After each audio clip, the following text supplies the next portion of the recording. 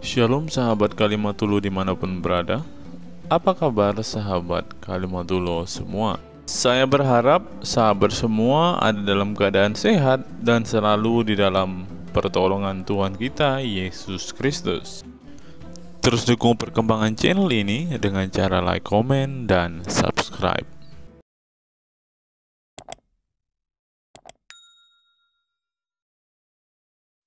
Sebelum kita masuk dan fokus membahas video kita hari ini, teman-teman, kita dengarkan kesaksian pujian dari Bang Kay dulu ya, teman-teman.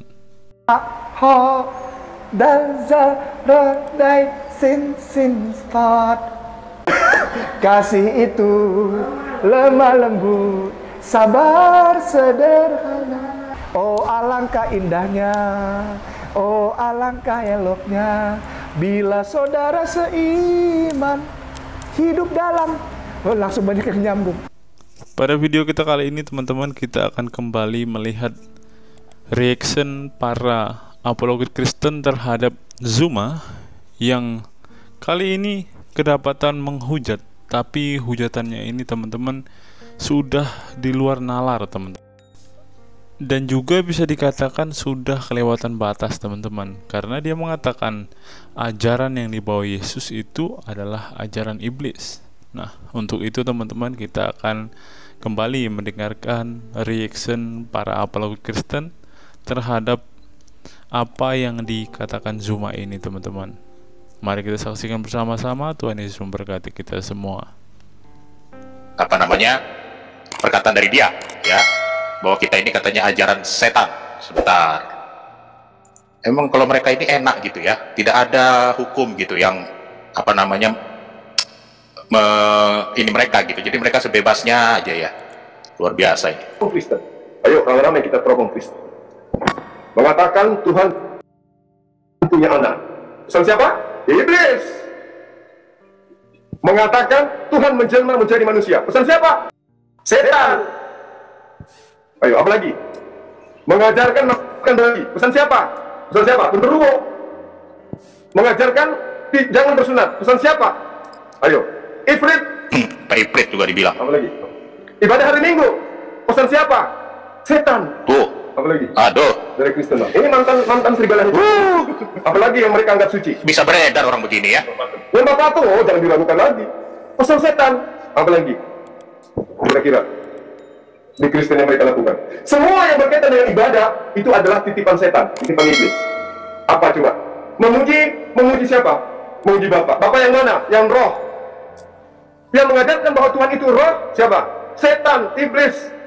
Ajaran animisme, penyembahan terhadap roh. Apa taunya dia tentang? Apa namanya nih? 5 ayat 6. Apa dia taunya tentang roh ini? Orang ini tidak bisa tahu tentang Alkitab, sok-sokan. Inilah polisi. Orang-orang seperti ini harusnya dibersihkan. Bingung kita perkataan. Kalau kata si Ruhut Sitompul, pening aku katanya. Masa orang kayak begini bisa bebas?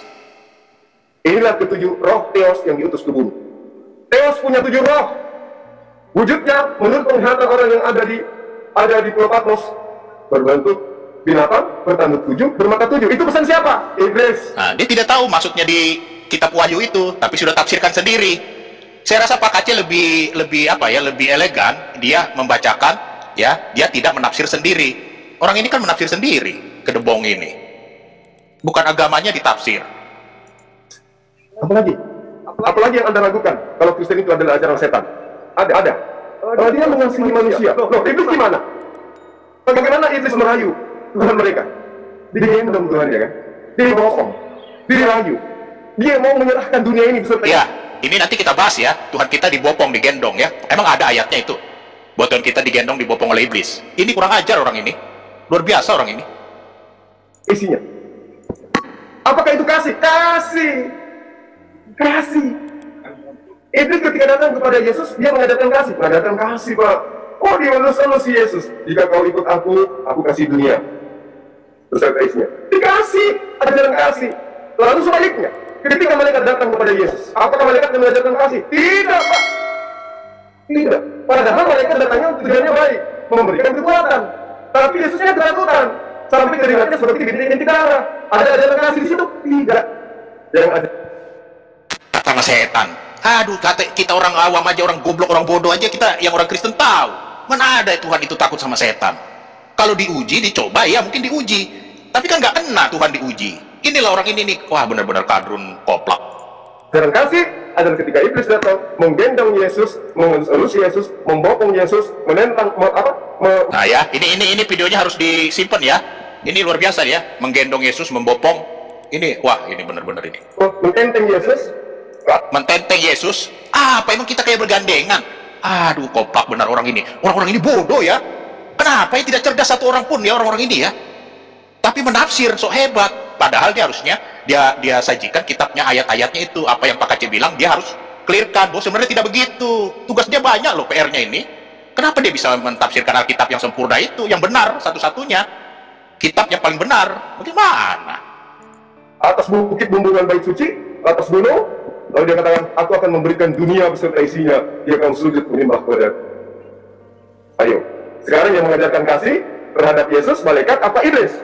Ayo jawab. Yang mengajarkan kasih kepada Yesus, iblis atau malaikat? Ustaz yang jawab. Iblis. Ya, kita kayak ditertawakan ya. Kita ini kan ajaran kasih ya. Siapa yang nggak tahu Kristen adalah ajaran kasih? Kasih itu ya, yang pasti ya sudah diajarkan. Yesus datang ke dalam dunia untuk menebus kita ya, menyelamatkan umatnya dan mati di kayu salib. Itulah kasih kita, kasih Tuhan kepada manusia. Nah, ini sudah menghujat ya. Mungkin nanti Bu Sophie bisa tambahkan. Sebentar. Sekarang gini, beliau datang dari jauh, datang saya, dia bawa saya ke hotel, dia traktir saya makan, diberikan saya duit, dikasih emas 4 kilo, kasih kendaraan, dia kasih sama saya? Kasih. Beliau datang, bikin saya takut, keringat saya sampai seluruh seperti bintik-bintik darah. Dia ngajarkan kasih?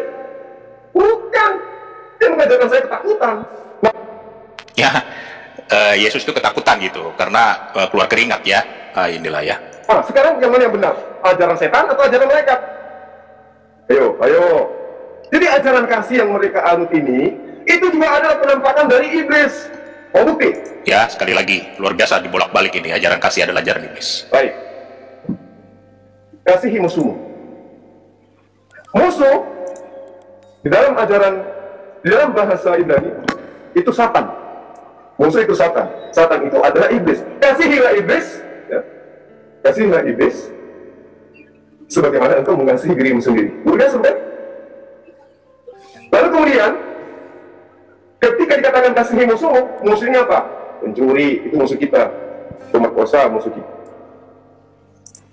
Ya, saya rasa cukup ya. Karena kita kalau dengar orang koplak, lama-lama otak kita koplak juga ya. Tetapi koplak juga normal juga gitu untuk membahas kitab orang padahal dia nggak ngerti.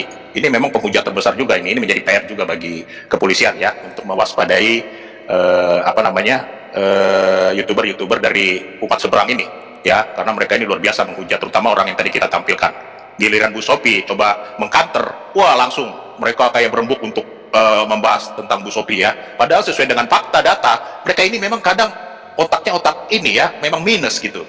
Luar biasa. Nanti saya akan tampilkan lagi ya setelah nanti 2 atau 3 lagi video yang benar-benar kurang ajar sekali ya. Ini dari namanya si Head Malon ya, atau Malon, nggak tahu ini katanya. Kalau bahasanya dari Malaysia ya, tapi katanya dari Kalimantan. Memang ada ya Kalimantan perbatasan Malaysia dengan kata-kata itu. Itu kurang ajar. Nanti saya tampilkan videonya. Kita lanjut dulu. Ini Pak Manuk bisa monitor? Oke, mungkin Bu Sophie Bu, silakan Bu. Ya, jadi kalau kita lihat, mereka sudah menafsirkan ayat-ayat Alkitab. Saya mau menanggapi sedikit apa yang Zuma katakan tadi, dan ini penting bagi pembelajaran orang Kristen juga. Ya, di dalam Alkitab kita, kalau dikatakan musuhmu adalah Satan, Anda itu tidak tahu artinya kata Satan. Ini saya harusnya masuk lewat laptop sih, mestinya kalau kita bicara. Jadi di dalam Alkitab kita, istilah Allah, kemudian malaikat dan setan, itu merupakan gelar, Pak. Ya, ini yang banyak orang Kristen juga nggak tahu, dan orang Kristen juga kaget-kaget karena mereka tidak mendapatkan pengajaran ini. Ya, jadi Elohim di dalam Alkitab kita itu merupakan sesuatu yang general. Bisa merujuk kepada setan-setan atau Shedim, disebut juga Elohim atau Allah-Allah. Kemudian malaikat tertentu disebut juga Elohim atau Allah. Kemudian dewa-dewa orang kafir itu juga disebut Elohim. Kemudian kalau kita lihat di Keluaran 7 ayat 1, Musa itu diangkat sebagai Allah. Ya. Nah, kata Elohim ini merupakan sesuatu yang jamak, merupakan satu gelar yang artinya mempunyai kekuasaan atau dalam batas-batas tertentu. Jadi Elohim ini tidak selalu berarti Allah yang esa, yang satu itu. Kalau merujuk pada Allah yang esa, di dalam Alkitab kita itu menggunakan definite artikel atau kata sandang. Ha Elohim, kalau di dalam Alkitab Perjanjian Lama, itu pasti merujuk kepada Allah Israel. Kalau di dalam Perjanjian Baru, kita melihat misalnya Theos. Theos itu dewa Zeus, dewa Hermo, itu disebut Theos atau dewa-dewa. Tetapi kalau merujuk kepada Allah Israel, disebutnya Ho Theos, menggunakan kata sandang. Itu spesifik, berarti Allahnya Israel. Nah, ini banyak teman-teman yang nggak tahu loh. Ya, karena ketika saya mengatakan ini, Bu Sofi jangan banyak ngomong. Dari kecil, jebrol saya Kristen sampai tua, saya nggak pernah dengar setan itu disebut Elohim katanya. Berarti belum membaca Alkitab dengan baik. Ya, Anda belum membaca Alkitab dengan baik. Ya, apa itu Elohim? Apa itu setan? Nah, sekarang saya merujuk kepada kata setan. Setan, ya, itu artinya adversary atau penentang. Jadi setan itu bukanlah makhluk bertanduk dua bermata merah, tidak. Makanya di dalam Alkitab kita, misalnya ketika dalam kasusnya Bileam bin Peor dihadang oleh seorang malaikat, dikatakan malaikat itu menjadi setan bagi Bileam, sorry. Bukan malaikat itu berubah menjadi setan, tapi malaikat itu menjadi penentang, artinya seseorang yang beroposisi. Nah, ini juga yang sering ditanyakan oleh Muslim ketika mereka membaca misalnya 2 Tawarik 21. Ya, ini orang Kristen kalau ditanya kebanyakan nggak tahu ya. Dengan 1 Raja-Raja 19 kalau saya nggak salah. Ketika Daud menghitung pasukannya, dikatakan Tuhan bangkit membujuk Daud. Kemudian di Tawarik dikatakan iblis, ya, yang bangkit. Nah, terjemahan bahasa Indonesia yang tepat Alkitab LAI kita, ya, karena kalau dikatakan setan itu belum tentu iblis. Setan itu hanya penentang. Di situ Tuhan menjadi penentangnya Daud, menjadi adversary, beroposisi dengan Daud. Jadi namanya setan itu bisa Tuhan, bisa malaikat, ya, bisa ibu mertuamu jadi setanmu. Ibu mertuamu bisa jadi penentangmu. Tapi kalau merujuk kepada iblis itu digunakan definite artikel ha-satan. Kalau di dalam Alkitab Perjanjian Lama menggunakan kata ha-satan, itu pasti diabolos, itu pasti iblis. Begitu juga dengan kata malaikat di dalam Alkitab kita. Nah, karena ini susahnya nih, ketika kita di Indonesia membayangkan kata Allah itu langsung Allah gitu. Enggak. Ya, di Mazmur 82 kita disebut Allah. Maka Yesus mengatakan, kenapa kamu berkata aku menghujat Allah? Kalau aku berkata aku anak Allah, bukankah dia sendiri berfirman bahwa kamu adalah Allah dan anak-anak yang maha tinggi kamu sekalian? Nah, ini karena tidak memahami terminologi ini, jadi salah kaprah. Begitu juga setan. Ketika kita mendengar kata setan, di dalam bayangan kita itu langsung makhluk bertanduk dua bermata merah. Salah. Setan itu hanya adversary atau penentang. Tuhan bisa jadi setanmu, malaikat bisa jadi setanmu, ibu mertuamu bisa jadi setanmu. Begitu juga dengan kata malak. Malak itu bukanlah makhluk bersayap, berbaju putih, pakai panah Cupid gitu. Malak itu artinya utusan. Itu bisa manusia. Seperti di Kejadian 34 kalau saya nggak salah ingat, ketika Yakub menyuruh malaikatnya, itu karyawannya ya, pegawainya untuk berjalan mendahului dia menemui Esau. Di dalam Perjanjian Baru Yohanes Pembaptis disebut angelos atau malaikat. Kemudian di dalam Alkitab kita dikatakan hukum Taurat itu diberikan oleh malaikat-malaikat. Itu bukan malaikat harusnya, utusan, artinya nabi-nabinya Allah. Nah, karena ini mix up di dalam Alkitab kita ketika diterjemahkan dalam bahasa Indonesia, ketika malak langsung diterjemahkan malaikat. Harusnya utusan. Utusan ini bisa manusia. Makanya di dalam Alkitab Perjanjian Baru kita Yohanes Pembaptis sebut malaikat, bukan berarti dia malaikat. Ya, ada yang mengeksposisi seperti itu. Enggak, simply dia seorang utusan. Malak itu hanya utusan. Kita punya Nabi Maleaki makanya. Nah, inilah terminologi yang enggak pas. Dan ini tidak diajarkan oleh gereja kepada jemaat. Sehingga kita ketika menjawab, ya, siapa di 1 Raja-Raja 19 dikatakan di sini Tuhan, yang satu di Tawarik mengatakan itu setan, diterjemahkan setan. Berarti ini kontradiksi, karena kita tidak belajar dengan baik. Makanya ketika ditanya seperti itu, orang terus pantesan tidak bisa jawab. Karena dia berpikir, Bu Sofia tuh jangan banyak bicara. Saya dari bayi jebrol sudah Kristen, sampai tua, saya tidak pernah dengar yang namanya iblis itu disebut Elohim. Itu ada ayatnya teman-teman.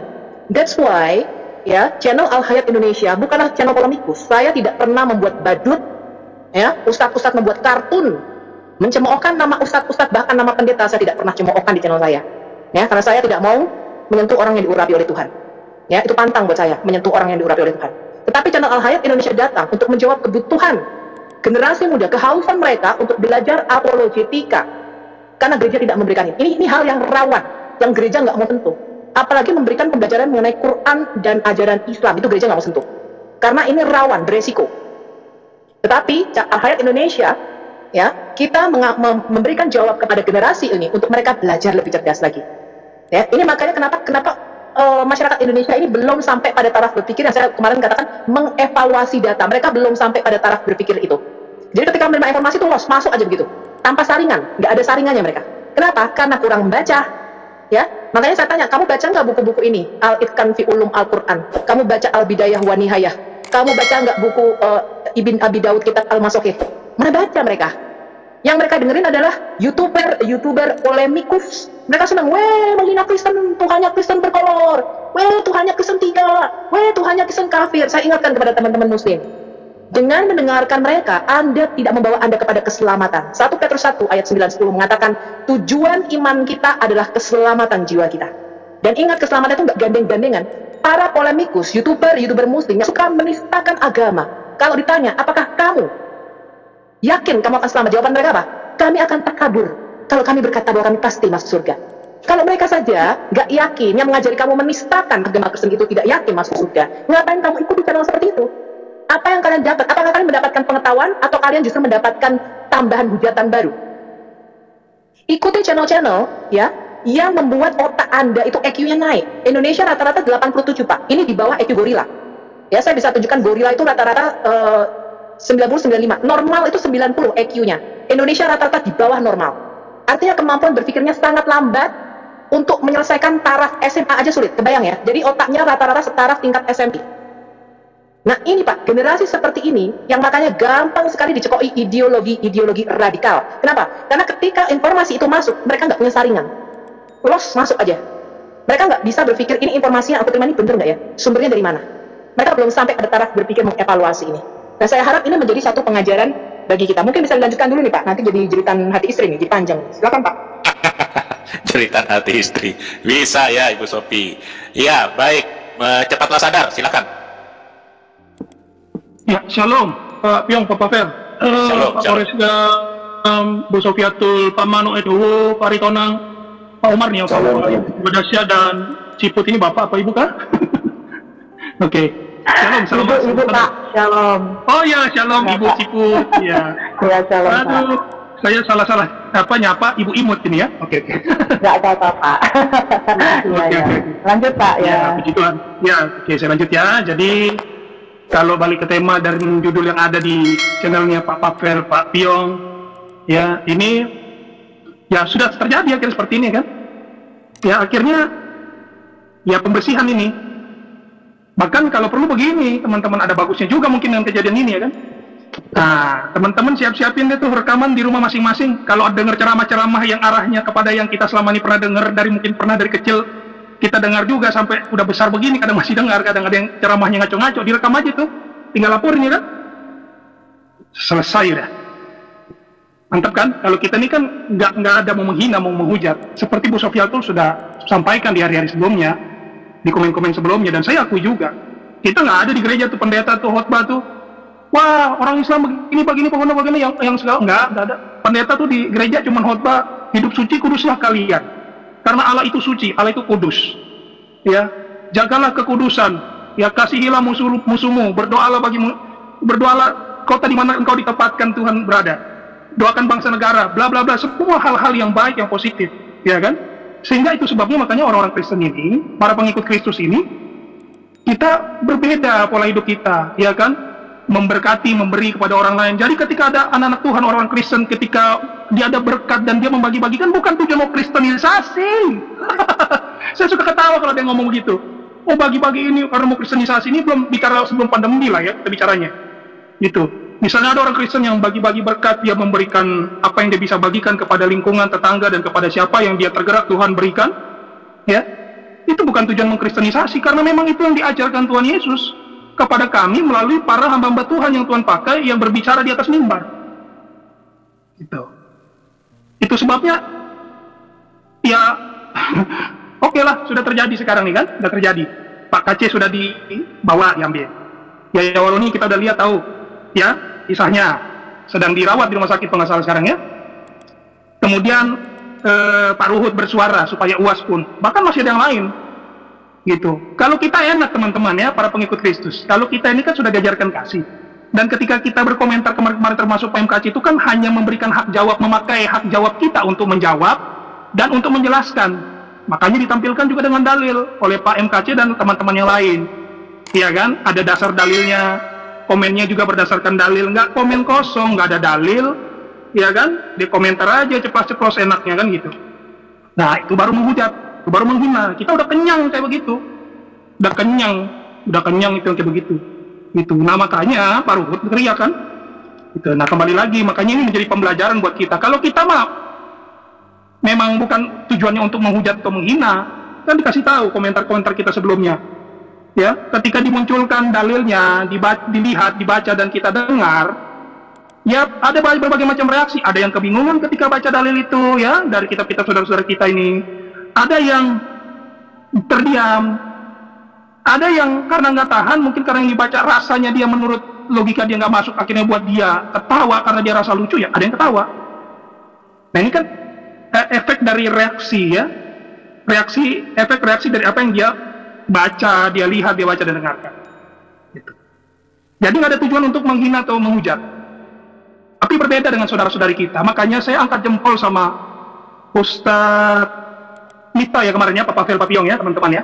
Saya angkat jempol loh. Itu orang yang berpola pikir, orang yang terbuka, orang yang siap menerima masukan, orang yang siap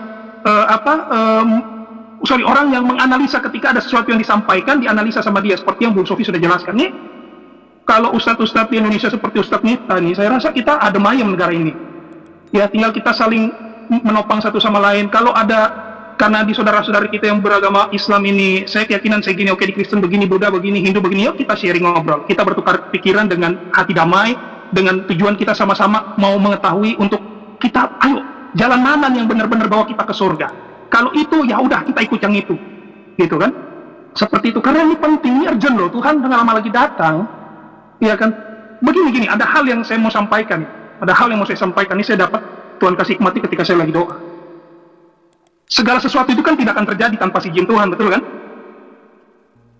Kejadian Pak MKC teriak-teriak dan bukan teriak-teriak, menyampaikan, ya, bersuara, dan para apologet Kristen bersuara, ya kan, itu terjadi dari ada api, ada asap, ya kan, dari saudara-saudari kita yang memulai, sehingga kita akhirnya menggunakan hak jawab kita. Nah, oke, sudah terjadi, akhirnya kita jawab. Nah ini kan nggak akan terjadi tanpa izin Tuhan sebetulnya kan, semua tidak akan terjadi tanpa izin Tuhan. Nah kalau Pak MKC akhirnya bersuara, kita bersuara menyampaikan apa yang kita sampaikan, saya rasa harapannya semua ini sepakat ini. Segala sesuatu tidak akan terjadi tanpa izin Tuhan. Coba teman-teman tangkap ini ya, secara waras, secara berhikmat, ya, apa yang disampaikan saat ini. Bisa jadi nggak ini ada maksud Tuhan? Tuhan bersuara lewat kami untuk menyampaikan apa yang harus disampaikan. Karena ini nggak akan terjadi. Kalau Tuhan nggak izinkan, ini nggak akan terjadi. Kita nggak akan ngomong, kita nggak akan jawab. Tapi akhirnya kami bersuara dan kami menjawab setiap apa yang kalian lakukan terhadap apa yang kami yakini, apa yang sudah kami pelajari di dalam kitab kami. Dari apa yang kalian komentarkan tadi, seperti yang Bu Sofi sampaikan, sebenarnya kita juga boleh mentafsir, mereka punya isi kitab-kitab. Buktinya mereka banyak kok yang mentafsir isi kitab-kitab kita, bukan cuma dibaca. Bagaimana Bu Sofi? Bagaimana teman-teman? Ini kalau kita bicara secara fakta yang kita lihat, gitu. Karena Anda, ketika kita lihat video-video juga, banyak Anda bukan hanya membacakan, tetapi kalian juga mentafsir dan menyimpulkan, ya, dari apa yang kalian komentarkan, dari apa yang kalian bacakan di dalam isi kitab kami. Jadi nggak salah juga sebenarnya kalau kami juga sebetulnya ya, bukan hanya membaca saja, tetapi kami juga harusnya bisa juga menafsir dan menyimpulkan. Ya, tapi kan faktanya berbeda. Pak Kacir Yambi, lucu rasanya, lucu ya. Mau ngomentarin orang, tapi nggak mau dikomentarin. Mau ngebedah kitab orang, tapi kitabnya nggak mau dibedah. Mau menyimpulkan isi kitab orang, tetapi isi kitabnya nggak mau disimpulkan. Waras nggak kita? Coba. Ini siapa yang waras, siapa yang nggak waras sih? Aneh rasanya. Baik. Cepatlah sadar dan bertobatlah, ya saudara-saudariku yang terkasih. Ya, kita bisa tahu mana yang benar dan mana yang salah. Kita tahu mana yang terang dan mana yang gelap. Kita tahu mana yang putih, mana yang hitam. Kita tahu mana yang dari Tuhan dan mana yang dari hantu. saudara-saudara yang bisa menyimpulkan dari apa yang sedang terjadi saat ini. Ya, tahu mana yang terang dan mana yang gelap. Kita tahu mana yang putih, mana yang hitam. Kita tahu mana yang dari Tuhan dan mana yang dari hantu. Saudara-saudara yang bisa menyimpulkan dari apa yang sedang terjadi saat ini. Ya, kalau Pak MKC akhirnya Ustadz Miftah bisa berkomentar dengan hal yang positif. Ya, Pak Ustadz Miftah, Anda dekat dengan keselamatan. Anda dekat dengan keselamatan yang dari Tuhan. Melangkah maju terus, Pak. Melangkah maju terus, Pak Ustadz. Ya, kami pun siap ditegur kalau misalnya ada yang salah. Kalaupun itu persepsi, oke, ayo kita dialog. Seperti komentarnya Pak Ustadz Miftah yang tadi sudah saya ungkapkan. Ayo kita dialog, sharing. Baik. Ini penting loh, ini keselamatan hidup kita loh. Menentukan loh, pilihan kita hari ini menentukan kita di masa depan untuk masuk surga atau neraka. Itu saja Pak Pio. Terima kasih. Baik. Terima kasih. Nah, teman-teman sudah melihat bagaimana kualitas Zuma, teman-teman.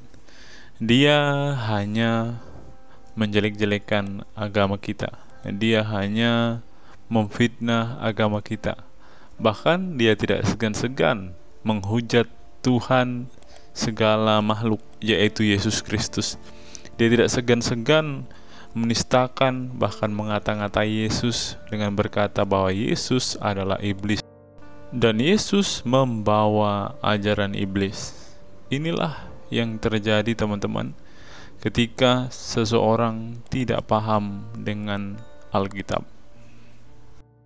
Dia sesukanya menafsirkan Alkitab, dia sesukanya memperkatakan ayat-ayat Alkitab dan menjelaskannya sesuka mulutnya saja. Karena itu adalah cara Zuma untuk mendapat popularitas dan cara Zuma untuk mendapatkan uang. Zuma akan menghalalkan apapun agar perutnya kenyang. Zuma akan melakukan hal apapun demi mendapat saweran, demi mendapat uang, demi mendapat transferan dari banyak fansnya. Karena semakin keras Zuma menghujat, maka saweran Zuma akan semakin deras juga. Bagi saudara-saudara muslimku, saya mengajak Anda semua memikirkan sebuah perkataan dari Quraisy Shihab. Ia mengatakan, jangan salah memilih ustadz. Ketika ustadz itu menjadi seorang yang intoleran, ia sama dengan orang yang bodoh, kata Quraisy Shihab. Jika saudara-saudara muslimku menemukan ustadzmu yang model seperti ini, sadarilah bahwa ia adalah seorang ustadz yang bodoh. Karena mulutnya penuh dengan caci maki dan hujatan. Kita kutip dalil liputan 6, teman-teman. Quraisy Shihab mengatakan, tolong jangan pilih ustadz yang suka memaki. Kai Haji Quraisy Shihab ibaratkan begini. Nah, teman-teman, ternyata ada juga ustadz-ustadz yang suka memaki-maki, teman-teman. Bisa jadi ini adalah salah satu oknum yang dikatakan oleh Habib Kribo tadi, teman-teman, di mana mereka seakan-akan orang yang paling beriman, paling beragama, dengan kepalanya ada titik hitam dan juga jenggotnya sampai panjang ke lantai, kata Habib Kribo tadi kan, teman-teman. Di era modern ini, ketika ceramah agama mudah diakses melalui berbagai media, umat Islam dihadapkan pada pilihan beragama, ustadz atau penceramah yang dapat mereka ikuti. Namun tidak semua pendakwah menggunakan cara yang sejuk dan penuh hikmah dalam menyampaikan pesan agama. Menanggapi fenomena ini, wah, ini ternyata sebuah fenomena nih, teman-teman. Berarti sudah sering terjadi nih, teman-teman. Profesor Kiai Haji Quraisy Shihab, seorang cendekiawan muslim, terkemuka menekankan pentingnya memilih ustadz yang tidak memaki-maki dalam dakwahnya. Quraisy Shihab mengingatkan bahwa dakwah adalah ajakan kepada kebaikan yang harus disampaikan dengan cara yang baik pula. Ia menekankan pentingnya mencontoh akhlak Nabi Muhammad SAW yang selalu lemah lembut dalam menyampaikan ajaran Islam. mengutip sabda Nabi Muhammad, barang siapa yang beriman kepada Allah dan hari akhir, hendaklah ia berkata baik atau diam. Ayahanda presenter Najwa Shihab menegaskan bahwa ini adalah pedoman penting bagi para pendakwah. Kata-kata yang baik dan penuh hikmah lebih efektif dalam menyentuh hati dan menggerakkan orang untuk berubah ke arah yang lebih baik. Dalam dakwah, seringkali ditemukan penceramah yang menggunakan kata-kata yang keras dengan alasan untuk menegur atau mengingatkan umat. Namun, Profesor Quraisy Shihab mengingatkan bahwa cara ini justru bisa menimbulkan antipati dan menjauhkan orang dari ajaran agama Islam yang seharusnya penuh kasih sayang dan rahmat. Menukil Islam.co, Quraisy Shihab menjelaskan hal yang menarik ketika ditanya seseorang terkait kriteria ustadz yang tepat untuk dijadikan panutan atau sebagai penceramah.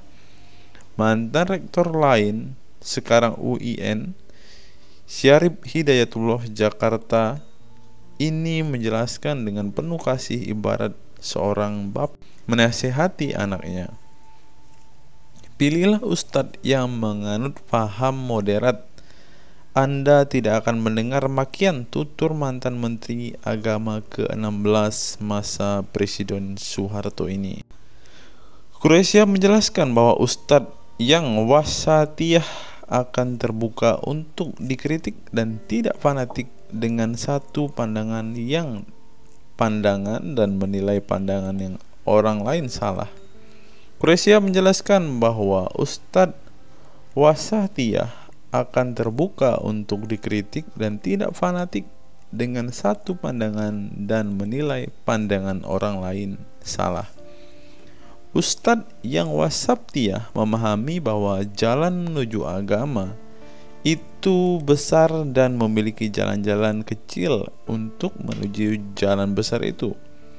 Karena dalam rincian ajaran agama yang Tuhan tanyakan adalah hasilnya, misalnya 5 tambah 5 10, tapi bisa juga 7 tambah 3 lanjutnya. Salah satu ciri ustadz yang wasatiyah menurutnya adalah berpengetahuan luas. Ustadz yang berpengetahuan luas akan mampu menilai dan menghargai suatu pendapat, sedangkan ustadz yang sempit pengetahuannya akan mudah menyalahkan. Semakin luas pengetahuan seseorang, semakin besar toleransinya. Semakin sempit, semakin bodoh tandasnya. Nah, teman-teman muslim, silahkan kalian mau milih ustadz yang modelnya seperti ini. Karena ustadz yang berilmu itu seperti yang dikatakan oleh Bapak Quraisy Shihab ini, bahwa mereka pasti adalah orang yang sangat toleransi. Tetapi jika ustadzmu kamu dapati tidak bisa bertoleransi atau orang yang intoleran, maka mereka bisa dikatakan ustadz yang BODOH, kata Quraisy Shihab. Jadi saudara-saudara muslimku, jangan sampai kalian salah memilih ustadz. Karena ketika salah memilih ustadz, maka kalian tidak akan pernah menemukan kebenaran yang sejati. Berikutnya saudara-saudara muslimku, yang perlu kalian ketahui bahwa Zuma ini tidak pernah membahas kitabnya dan selalu membahas Alkitab.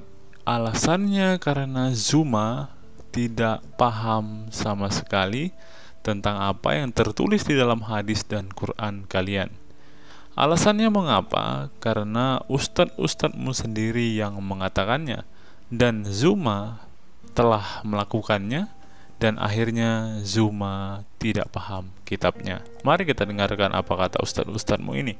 Kita bangga menghafal Al-Quran tapi tidak memahami Al-Quran. Senang mengulang berbahasa Arab tapi tidak mengerti bahasa Arab. Suka membaca Al-Quran tapi tidak memahami maknanya. Akhirnya apa?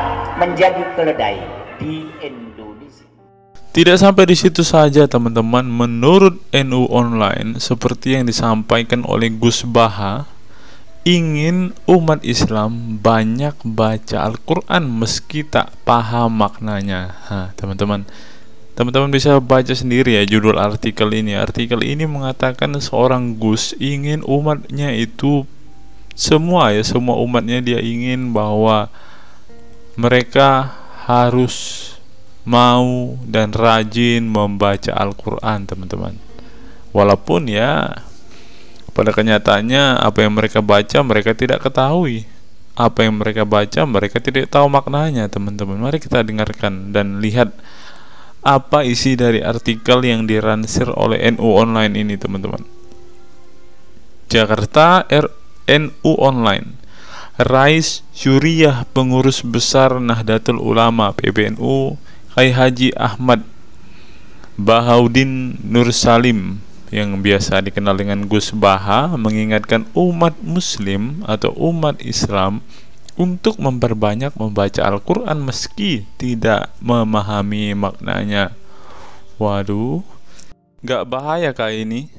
Ustadznya mengatakan harus baca saja Al-Quran walaupun tidak paham. Wah, bisa-bisa umat Islam jadi keledai se-Indonesia nih, seperti yang dikatakan Ustadz yang barusan tadi. Karena semuanya disuruh baca, disuruh hafal, tidak peduli tahu atau tidak arti dan maknanya. Aduh, gimana ini, teman-teman? Sebagai kitab suci, Al-Quran harus lebih dekat dengan umat Islam. Cara mendekatinya bisa dengan mempelajari dan memahami kandungan Al-Quran atau membacanya. Membaca Al-Quran lebih bernilai ibadah, terutama di bulan suci Ramadan. Saya paling sangat ingin di Ramadan ini banyak membaca Al-Quran, baik membaca secara qiraatan saja atau lebih jelasnya. Sebagaimana dikutip NU Online dari akun YouTube Santri Gayeng. Menurut Gus Baha, membaca Al-Quran tidak harus menunggu paham arti dan tafsirnya. Sebab membaca Al-Quran dari huruf ke huruf sudah bernilai ibadah. Meskipun seorang yang membacanya itu tidak paham arti dan maknanya. Terlebih ketika membaca dan kemudian menjadikan isi Al-Quran sebagai bimbingan hidup.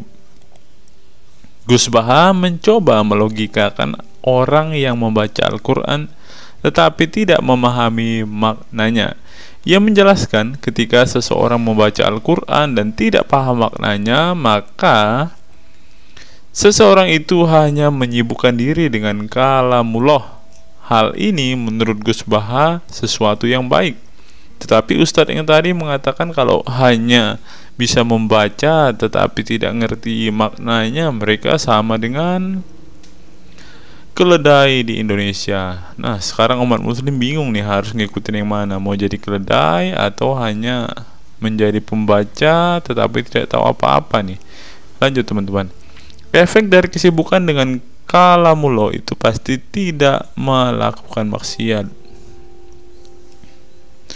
Tetapi kalau kita melihat ya, kalau ada satu contoh kasus yang terjadi di pesantren kemarin kan, teman-teman, di artikel yang kita baca sebelumnya, bahwa kejadian atau hal yang bersangkut paut dengan maksiat ini terjadi di dalam pondok pesantren, teman-teman. Bagaimana ini Gus Baha? Kalau Anda mengatakan bahwa ketika orang sibuk dengan membaca Al-Quran dengan kesibukan membaca kalamullah dan bisa terhindar dari melakukan hal-hal maksiat, tapi kok di pondok pesantren malah terjadi maksiat nih Gus Baha, bagaimana ini? Lanjut, saya beri contoh, meskipun membaca saja dan tidak paham artinya, itu tetap baik. Ada orang yang semalaman itu duduk bersama keluarga, ngobrol ringan tentang masa lalu, cerita lucunya atau lucunya anaknya. Pada malam itu ditulis oleh malaikat bahwa keluarga ini tidak maksiat, tidak dugem, tidak narkoba, dan tidak ke tempat maksiat, jelasnya. Gus Baha mengatakan keberkahan dari seorang muslim atau muslimah menyibukkan diri bercengkrama bersama keluarga, asik guyon dengan teman dan tetangga adalah tidak melakukan maksiat dan tidak macam-macam. Apalagi jika saat itu membaca Al-Quran. Hal ini sesuai dengan kajian ilmu usul fikih yang dipelajari Gus Baha dari Al-Maghfurlah Kiai Haji Maimun Zubair. Dia menegaskan bahwa di antara kebaikan agama Islam adalah meninggalkan itu adalah pekerjaan yang tidak butuh modal. Gus Baha menjelaskan, apabila seseorang ingin mendapat pahala sholat, maka harus sholat. Kalau ingin mendapat pahala haji, maka harus haji. Namun ada kebaikan yang tidak perlu modal, yaitu meninggalkan kemungkaran. Caranya cukup meninggalkan hal-hal yang dilarang Allah. Cara meninggalkan kemungkaran bisa dengan bercengkrama dengan keluarga, baca Al-Quran, bercanda dengan teman, dan hal positif lainnya. Sehingga kalau ada orang yang tanya, kenapa baca Al-Quran meskipun tidak paham itu dapat pahala? Satu, karena itu kalamullah. Kedua, sebagai kebaikan itu adalah meninggalkan kemaksiatan. Meninggalkan itu bisa dilakukan dengan hal-hal mudah. Ini pentingnya ngaji. Saya ngaji usul fikih dengan Kiai Haji Maimun, abahnya Gus Yasin, katanya. Gus Baha mengaku sejak kecil ia sudah terbiasa membaca dan mempelajari Al-Quran, bahkan hingga saat ini. Kebiasaan Gus Baha mempelajari Al-Quran yang berlangsung puluhan tahun ini membuatnya memiliki kecintaan yang mendalam dengan kitab suci yang diturunkan kepada Nabi Muhammad itu. Ia juga membaca banyak literatur klasik maupun modern untuk memahami Al-Quran. Kemudian melakukan diskusi dengan banyak pakar Al-Quran dari berbagai daerah dan negara tentang berbagai tema. Tetapi syukur-syukur bacanya Al-Quran itu paham. Artinya paham sesuai dengan kapasitas masing-masing. Saya mulai kecil hingga sekarang masih ngaji Al-Quran, masih belajar, juga masih terus mencari ilmu. Ucap pengasuh pondok pesantren Tahfidzul Quran LP3 IA Rembang, Jawa Tengah itu. Nah, saudara-saudara muslimku, kalian sudah mendengarkan sendiri kan apa kata Gus dan Ustadzmu ini. Sekarang jelaslah mengapa Zuma tidak mempunyai ilmu sama sekali tentang kitab suci dan hadisnya. Karena memang Zuma senang melantunkannya, Zuma senang menghafalkannya, Zuma sangat senang membacanya, tetapi Zuma tidak paham sama sekali tentang apa yang ia baca dan ia imani. Apa menurut teman-teman setelah menyaksikan video kita hari ini? Kiranya melalui video ini kita semua diberkati, kita semua disadarkan, kita semua diwaraskan. Terlebih saudara-saudara muslimku, jangan salah pilih ustadz. Ketika kalian mempercayai ajaran demi ajaran yang disampaikan Zuma, kalian hanya mendengarkan dongengan Zuma yang tidak berisikan kebenaran. Salam waras, salam sadar. Sampai bertemu di video-video kita berikutnya. God be with you all.